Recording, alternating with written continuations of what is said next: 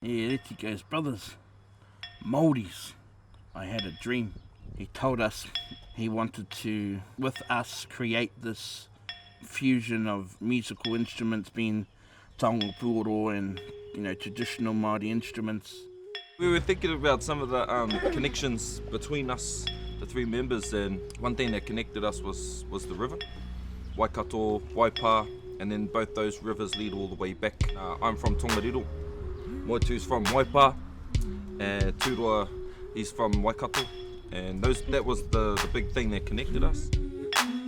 Lovely manager was like, hurry up and get a name. Yeah. So we had to hurry up and get a name. And then out of nowhere, just the epiphany of awesomeness, Turoa come up with ia, which actually means current. So the current of the waters, and that's pretty much how it happened, right? Yeah.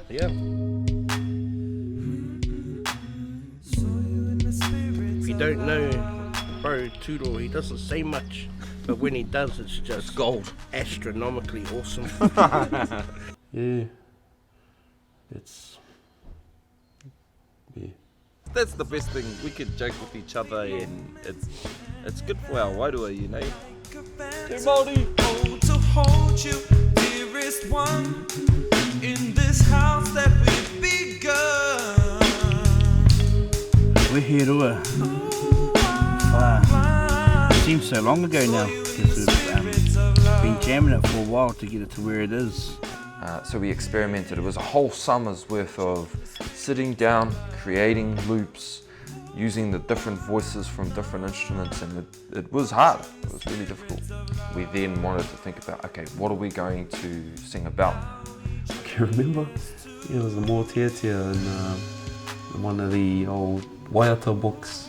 We decided to go to Peter Henry Jones and Te Apira Ngata's Ngā Moetu collection. I'm a sucker for a good romantic song, I guess. Not movies, but songs, yeah. I went into one of these Moetu and I just said to him, hey, here's one verse, and I read to him one verse, and instantly he was inspired. I was inspired by the stories. That's how it came to be. Kupu from the ancestors and voices from the Taonga. That's how we made it. We collaborate with the idea that the Taonga is going to provide the majority of the musical content. I can hear your drums, I can hear your bass, I can also hear this ancient sound of the old people.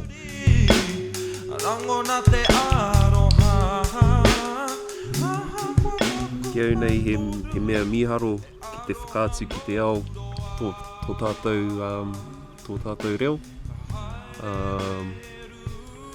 I roto i wā mātou mahi Puoro, mahi Waiata. End goal for me personally would be to see what we're doing as young Māoris, encourage the next generation to pick up our taonga, to pick up our culture and its wholeness. Nā tautoko ana i a Moetu. Me ona whakaro he mea nui kia mātou o ia, o tātou o ia ki te whakatairanga i ngā taonga Puoro, kia toha i ngā reo o ngā taonga Puoro me ngā waiata Māori ki ngā tōpito te ao. Me te mea hoki kia whakanui tēnei kaupapa i tēnei a Māori ki a tātou anō, a ngai Māori, a ngai Aotearoa. Someone can pick up these tracks one day and say, oh, well, I'm going to go and find out how to play a putori. That for me would be where I would feel that I've ticked all the boxes in my musical journey. Yeah.